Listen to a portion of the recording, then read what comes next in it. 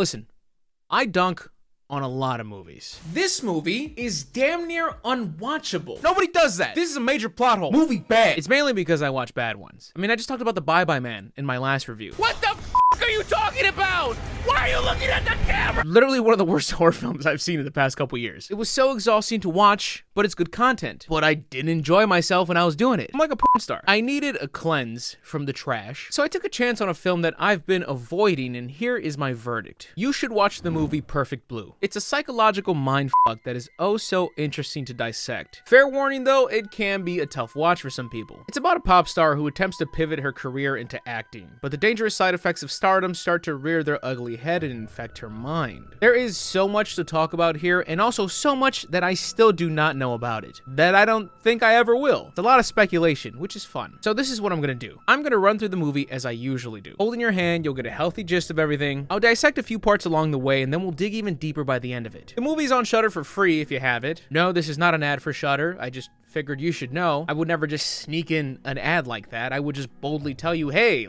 this video is sponsored by NordVPN.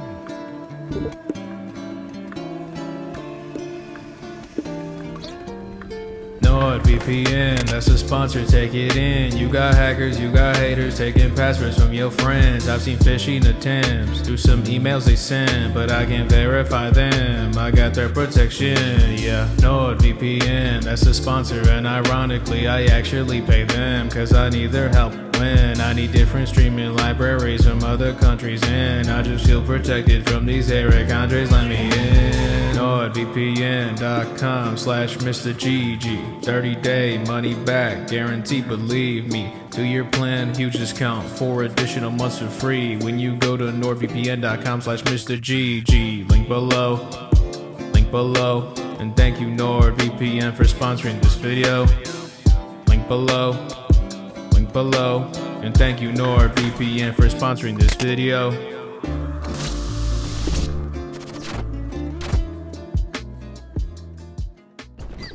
So my warnings are, if you choose to watch Perfect Blue before my video, there is some fairly gruesome violence and some uncomfortable sexual material. Now you don't have to watch it to watch this video. I think we'll have a good time regardless. Besides, so many of you end up watching a movie after I've reviewed it because I piqued your interest during, which is dope. Let's begin. Cham! A very loved pop star trio are performing at a concert where Mima, 1/3 of the group, will announce her retirement from the group and her pivot into becoming an actress. There's a bunch of little shit I love in this movie, but I'll try and hold off on that to the end. Mima has 2 managers, Tadokoro and Rumi. Tadokoro is trying to push for acting because he believes that that's where the money is, but Rumi is pushing to stay in singing because of how talented she is, and Rumi's also the only one that actually tries to take Mima's feelings into consideration. Back at the concert, this rat-faced security guard is apparently getting paid to secure the perimeter of Mima's thighs. During Mima's announcement, a couple of hoodlums start throwing shit, and Master Splinter's not standing for it. He actually starts to get his shit rocked, and apparently all the other security guards are just as fucking useless. The crowd starts to get riled up with these hooligans, and Stuart Little still defends Mima after getting socked in his shit. They leave, Mima announces her retirement, and she even throws him a smile for what he did. Aw. Look at him. Someone get him some cheese. While leaving her last show, a fan gives her a letter and yells, "I'm always looking at Mima's room." And we cut to her apartment. She opens up the letter and it says, "I always like looking into Mima's room. I've put up a link to Mima's room." And she doesn't know what any of that means. She's a boomer in real time. I mean, it's the 90s. As Jeeves is about to be poppin'. But Mima doesn't know that. She then receives a fax to her room with the words, "Traitor, traitor, traitor, traitor, traitor." And we hear Mima say, "Who are you?" Then we get the chef's kiss transition to Mima on set practicing her line for the show she's on.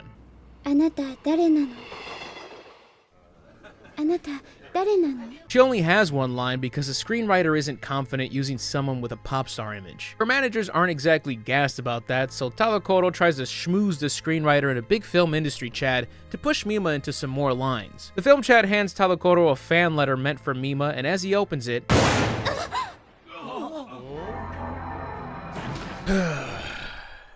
yep, it's exactly what you thought. The envelope was laced with gunpowder and cyanide and anthrax and AIDS. I don't know what caused the envelope to explode, but It was meant for Mima. A small torn note falls out saying that this was just a warning and the next one will be real. Nothing much comes of it, Tadokoro's okay, and later that night Rumi shows Mima how to use the internet and Mima decides to look up Mima's room. She begins to read a section titled Mima's Diary. She finds some joy in reading somebody recounting her day to her as if she was her, but the more and more she reads on, the more descriptive all the writing reads and the more creepy it becomes, starting to describe private events, private conversations, even her habits. The rough, choppy score slowly starts to creep in and we hear Mima's line repeated again.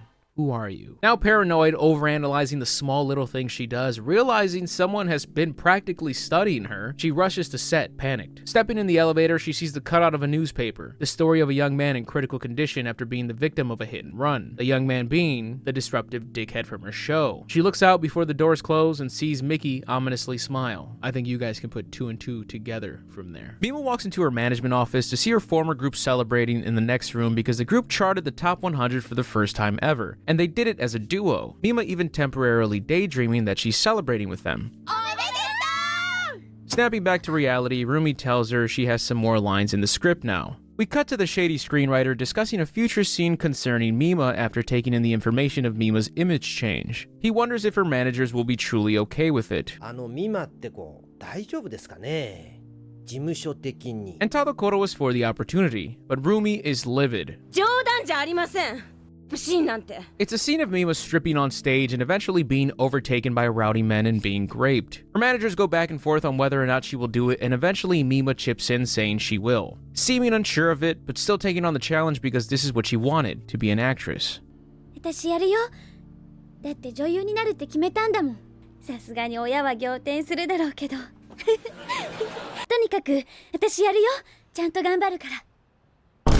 And this is where we first see our dream Mima. It's gonna start to get confusing at this point, so try and fucking listen in. Mima sees her dressed in her pop star outfit, yelling that she refuses to do it, and then she disappears. The following scene is where they shoot that very scene. We see the film industry Chad gushing over the dance sequence while Rumi drags her cigarette to hell and back. The scene escalates and Mima screams in terror. The director cuts twice during this sequence to readjust a few things, and I think that sets the stage for a few of the themes we'll see shine brighter throughout our watch. Rumi's overwhelmed in tears at this point, so she storms out. After the shoot, Tadokoro drives Mima home, but before he does, you can actually see distress in his demeanor. Even though he pushed for this, he clearly has some hesitance after witnessing that scene. But he bites his tongue and drives off, driving past a rodent that has been nearby longer than they know. Mima arrives home to her fishies who are swimming with the fishes, and she blows up, destroying her room. This energy obviously not coming from a couple of dead fish.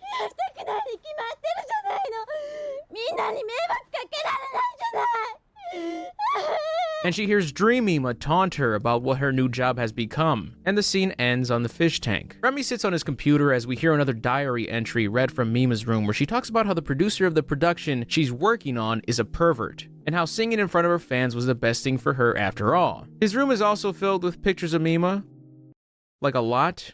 But I mean, I can't judge. I have like 50 waifu cups in this room.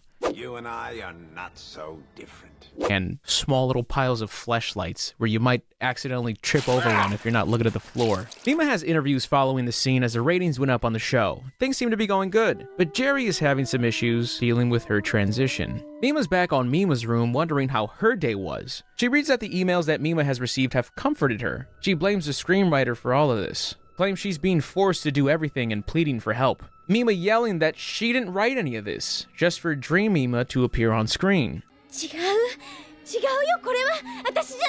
Dream Mima assuring her that the real Mima is indeed writing this, telling her, I know you still want to be a pop star. Mima with so much uncertainty in her voice trying to tell her that she is now an actress. Dream Mima correcting her that she is nothing but a filthy woman now and that she can no longer step back in the spotlight. But not to worry, she'll take care of that for her. You can be the former pop idol with the tarnished reputation. And Dream Mima skips away. The screenwriter arrives in a parking lot and sees a bloodied sign of the name of the show that Mima's on. He begins to hear Cham's song play on and off as he makes his way to the elevator until he finally sees where it's blaring from.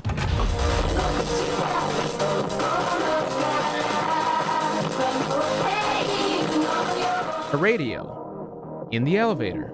The door opens on the 5th floor, and the screenwriter is no more. And just so we're clear, the public that does know about Mima's room is not sure whether or not it's actually Mima. For example, today it was written that Mima is actually going to appear on stage with her old group Cham, and Mr. Ratburn is there at the ready. Mom, get the camera! Mima discusses the incident with Tadokoro, and she worries that the incidents with the screenwriter and the letter bomb might be related.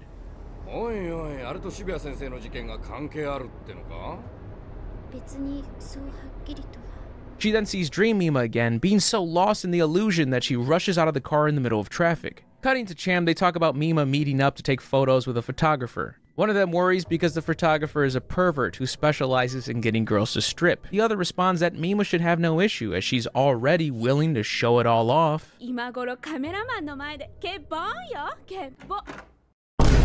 How quickly people's perception changes. And at the photography session, the exact scenario happens as she's encouraged to take off more and more clothes, this being intertwined with the live performance from Cham. Mima runs into Dream Mima again, who continues to taunt her about how she's going to perform on stage with Cham right now.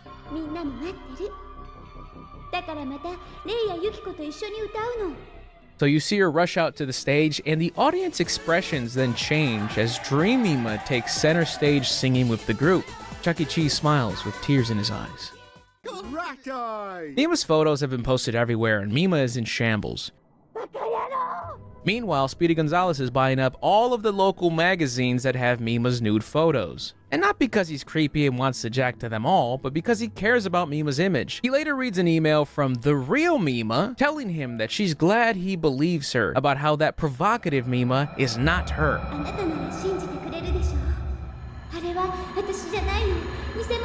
She is an imposter. No, I'm not going to make the joke. Although the editor might. The real Mima tells him how the imposter continues to get in her way, and Mr. Jingles tells her he'll take care of it.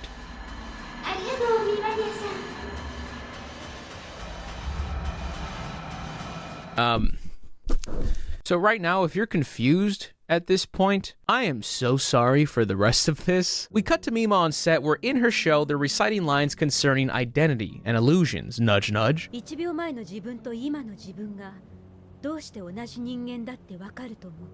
Mima imagines, the fucking rat face guy there, but he's not there, so she's fucking up her lines because she's distracted. Mima later visits Cham to surprise them, but before she says hi, she sees Dream Mima sat with them and runs off, chasing Dream Mima to desperately get some answers as to who she is. Mima rushes through the building and through the city until she's in the middle of the street with Ratman coming down full speed behind the wheel. A flash. Mima awakes in her bed and eats with Rumi, who she hasn't seen recently. She worries for Mima and asks if someone's been harassing her after checking Mima's room. Mima responds by saying that perhaps the personality on Mima's room is more like her than herself. Her co-star snaps her out of it, fucking up her line again. Seeing Ratface staring at them.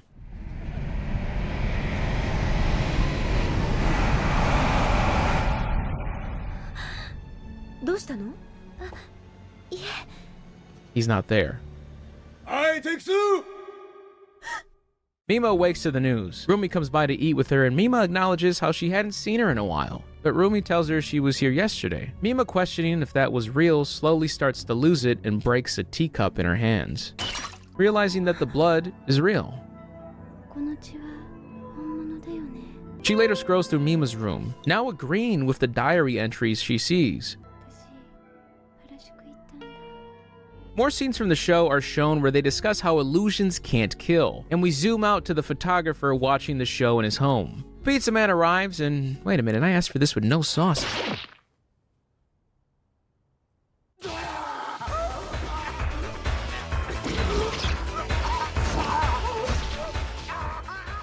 He's murdered ever so poetically in front of the projector. As the pizza man continues to stab, we see Mima's face, and we're shown flashbacks from the photography session until we see a flash.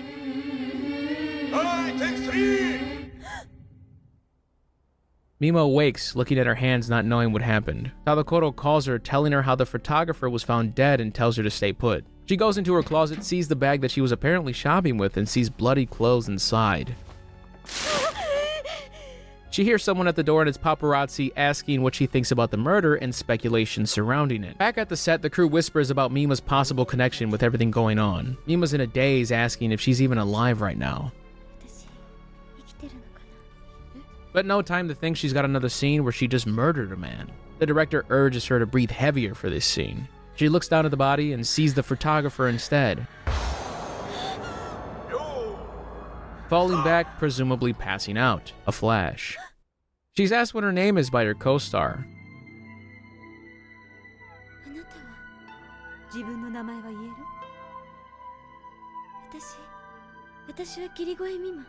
She tells her she's Mima, an actress. We zoom out and see someone watching through the glass, discussing how she thinks she's an actress named Mima. 完全に自分を新人女優霧越美馬だと思っています。 The woman comes back in and tells them dissociative identity disorder. All the crimes they've seen were done when she was this persona.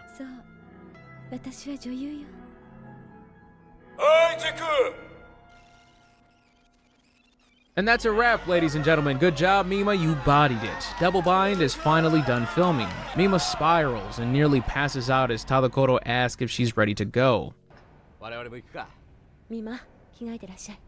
Walking to get changed, she passes her co-star again, who reiterates a quote from the show, and then she sees Ratface slowly walk towards her.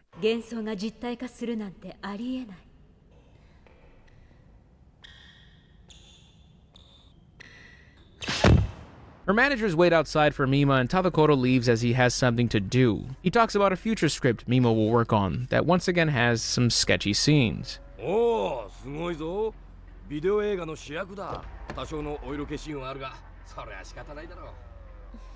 We cut back to Mima, thrown to the ground by Ratman, and he tells her he's protecting Mima as she tells him that she is Mima. He rips her clothes and indirectly admits to murdering the screenwriter and photographer.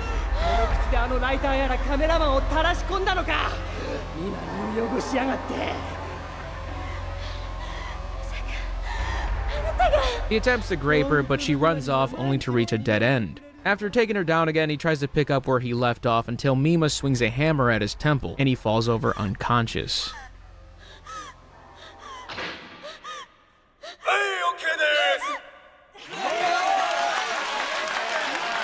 Rumi runs back looking for Mima and panics to see her in the condition she's in. Mima goes to show her the fallen Ratman, but he's not there. Rumi drives Mima home and tells her, "I'm taking you back to Mima's room."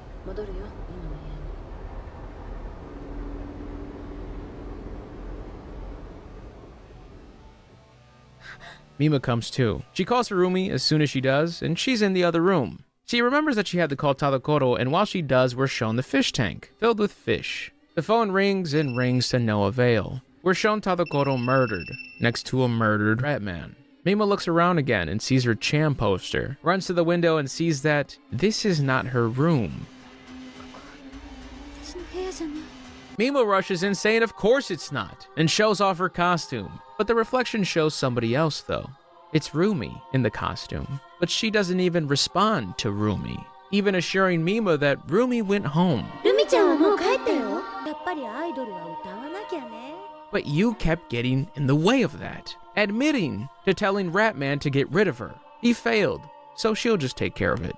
In a struggle, Rumi manages to get a stab in, and Mima attempts to escape on the balcony, even falling off at one point. She continues to run as Rumi floats behind. She manages to knock the weapon out of Rumi's hand as she runs away, but Rumi picks up an umbrella, attempting to still kill her. After rushing through more obstacles, Mima pleads for help with no one around. She gets to a window where Rumi swings at her and misses, breaking the glass. Rumi begins to choke her, telling her how she is an imposter because she isn't a pop star. And Mima yells, "As if I care, I am who I am," pushing Rumi away and tossing off her wig. Rumi panics after losing the wig and rushes to it with no hesitation, impaling herself on the broken glass. She steps out into the street in pain and then sees lights approach. She poses for the lights and Mima attempts to push her out of the way.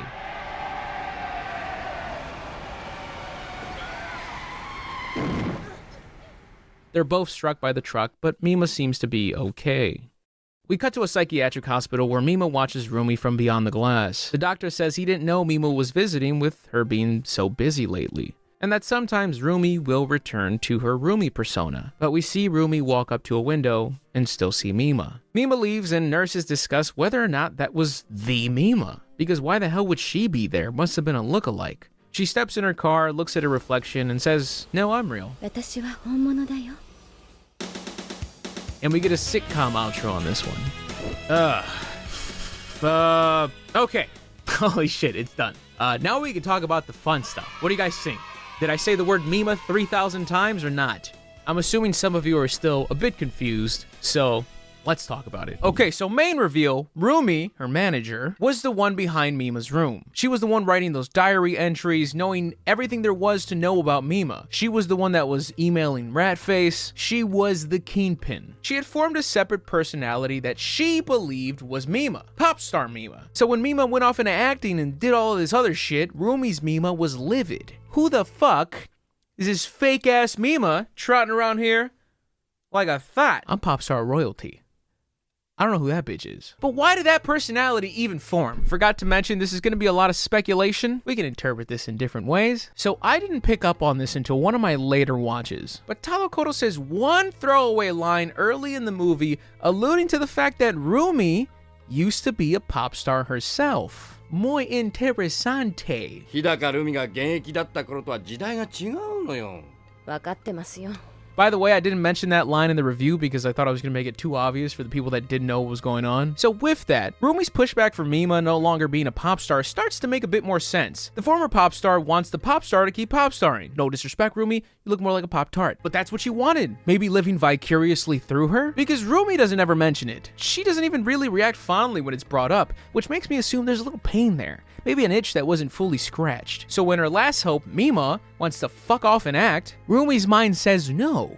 There will be a pop star Mima one way or another. I feel like the baby. Now the big mysteries for me in the movie are the murders. Now it's gonna sound obvious by the time I'm done talking to you, but I had to piece this together, bucko. So, who killed who? Who do you think? Right now, just hearing the review, or maybe you saw the movie in a past life. I sat on this one for a bit. The shithead at the concert. We don't know if he died, but someone tried to dead him. This one had to be Ratface. He had all the motivation in the world to do it. Rumi was behind the curtains chain smoking during the concert scuffle. This one's clear, I think. What's not clear is the next two kills. Now, Ratface does indirectly admit to killing the screenwriter and the photographer, Rumi being the one who's egging him on with these pleas for help on Mima's room, blaming these other people for what's happening to Mima's image. So I thought, oh, well, he smoked them both. But if you remember, during the photographer's death, we're actually shown Mima doing the stabbing, which now we gotta go down another level. The movie wants to fuck us up. It is constantly attempting to bamboozle us. You see it time and time again, especially in the second half. Now, I've seen people theorize that this kill is Rumi, along with the screenwriter kill, but I have a problem there. However, there are things that have me flip-flop. Let me explain my thinking. I believe Ratface tried to kill the first douchebag of his own volition, because he went so far as to post a newspaper clipping in the elevator for Mima to see, looking for that same validation that he initially got at the concert. Now, Ratface indirectly admitting to killing the next two victims is the reason I got a lot of chips down on this end, because I don't understand him lying in that situation, but then thinking past that, the murders don't add up, which makes me think that Ratface's dialogue was just written in a very specific way to throw us off until the end. あのライターやらカメラマンを垂らし込んだのか今入浴しやがってあなたが殺したのもうすぐお前もな He didn't directly say, yes, I killed them both. He doesn't say that. The screenwriter is stabbed and the eyes are demolished. The photographer is stabbed in the eye to start the assault. The very same weapon we see the pizza man use, Rumi uses to kill Mima at the end. And there's also a news clip in the background discussing the similar weapons used in the murder of the photographer and screenwriter, which sounds like an open and shut case. Because when Ratface attacks Mima, he's wielding an entirely different knife. Not to mention, when we see Tadokoro and a dead Ratface, the eyes are struck. And there's only one person that could have killed Ratface, and it's not fucking Ratface, which we could probably call it there, but I already gathered all this other evidence because I was trying to figure this out for myself, so. I also feel as if Ratface is amateuresque in his attempted murders. He has a cemented hit and run that did not instantly kill, and then he couldn't even kill Mima. The screenwriter's death is planned. Someone wanted to taunt him with the radio playing Chan before he met his demise. Someone wore a fucking pizza man getup to infiltrate the photographer's home. I don't think Ratface is as much of brains than he is brawn, if he's even that. But I do believe Rumi is brains. Another detail is the bloodied sign in the screenwriter's parking spot that says Double Bind, the name of the show. That sign has a striking resemblance to the original fax that's sent to Mima that says traitor. So this may be more simple than we think. If we can figure out who sent the fax, we should be able to figure out who killed the screenwriter. And whoever killed the screenwriter pretty much definitely killed the photographer. And I think I have an answer to that. It would not make sense for Ratface to send that fax, because it is still not until later in the movie where Ratface tries to impress Mima with his hit and run attempt. So if he's so butthurt and torn as to send her a fax calling her a traitor, why would he then attempt to seek her validation afterwards? It only makes sense for Rumi to send this. So if I'm banking on my coveted similar note theory, Rumi killed everybody except for the hit and run. But once again, why are we shown Mima during the stabbing? I think simply put, there's some symbolism there, and the movie likes fucking with us. Having Double Bind play right behind her, a show that is very much exploring the themes of this movie, flashing back to the photography session, emphasizes his doings that should enrage Mima. But I also think the camera plays a big part in perception in general. Who someone is on screen, off screen, the flash, which is used often in this movie to transition, and we're also shown what looks like a mask, and that scene immediately cuts to Mima waking up and looking at her hands panicked, as if she feels like she did something. And I won't take credit for this notice detail. I read this one online, but it was such a good pickup that I couldn't not talk about it. Before this, if you remember, Mima was with Rumi, losing her mind so much so that she just cracked a teapot in her hands, leaving them, I'd assume, damaged and bloody? Shut the fuck up. Leaving them, I'd assume, damaged and bloody? Bitch. So in the movie's order, we're shown a completely separate happening of Mima killing that then immediately goes to Mima awaking to look at her hands. The movie trying to connect those dots for us when it's just the aftermath of her waking up after breaking a fucking teacup in her hands. I don't think I ever would have noticed that, but that's lovely. So, Ratface. Did Mima actually smoke him with a hammer? Yes, but he did not die. Rumi killed him. But I think she killed Tadokoro first. The last we're shown of Tadokoro alive is him leaving to another obligation and telling Rumi about Mima's next gig that also involves some sketchy scenes. And after she's told that, we see Rumi smiling, which we almost never see her do except when she becomes Mima. Another nice little nod here being his car starting up and hitting her with the spotlight. I love it. When we see a dead Tadokoro, we first see his car still outside with his lights on. He never drove an inch, meaning Rumi had to kill him first, or maybe she lured him back in, they saw the body together, she killed him, blah, blah, blah. I'm assuming she just saw Ratface and was like, well, this is another fucking loose end. Tied. Top 10 fine, I'll do it myself moments. Listen, I know. You didn't think the kills would take that much time, did you? Other breadcrumbs I've been tangling with. Yeah, you remember that really good dead fish joke I made? That Mima has now ruined? Because there were never any fucking dead fish? She was just already tripping at that point. Fucking Rumi stole her fish, so she could continue recreating her room. But she left 2 to throw her off the trail? I don't know. I guess they ran away. Dream Mima is basically the embodiment of judgment, uncertainty, the public's opinion for Mima. Yeah, some of that shit. She's not a real person. Even at the end when Rumi tags in. We still see Dream Mima for the symbolism, because once she fends off Rumi, it's Mima declaring her independence, not worrying about others. She is what she is, therefore ridding herself of Dream Mima, and also coincidentally, Rumi ends up subduing herself too. Although I still don't know what the fuck happened here. Like at first I thought this is just being shown for us, but weirdly enough, the audience reacts to something. Ratface definitely sees her, because he's so hooked on Mima's room, he takes it as gospel. If Mima says she'll be there in one way or another, at least for my boy. But what's with the audience and even the group members kind of reacting? Like I've mentioned it already, this movie loves fucking with me, but I am lost in the sauce here, baby. Send help. There are just so many things to put a magnifying glass to, but honestly, I just encourage you to watch it. I absolutely love the transitions used in this movie. Everything is so cohesive. Everything matters. The lights, the dialogue for the show, the small news excerpts in the background. The score works perfectly for me. I love the animation. This speaks to so much more than even just what I talked about. The story is even more relevant today. I love the small details that they absolutely did not need to do. Like when Mima's choking Dream Mima, her pretty face starts to morph into this disgusting face that's being fucking choked. Rumi's face, being choked, cracking through the illusion. It wasn't needed, but it's appreciated. One of the first lines is from a kid leaving some Power Rangers live show saying, "That was nothing like the stuff on TV." It's a passerby line, but it's so fun that the movie immediately starts poking at themes of the movie. There is frankly too much. But I hope my snippet and very shallow dive into this movie piqued your interest in the slightest. Go watch Perfect Blue. If you enjoyed this video, please leave a like. Here is your second reminder to please leave a like. Please subscribe because I have more content coming your way. Shout out to my lovely, lovely patrons for always supporting the boy. And as always, I am Mr. Gigi, and I am out. New merch coming out soon. Don't fucking tell anybody.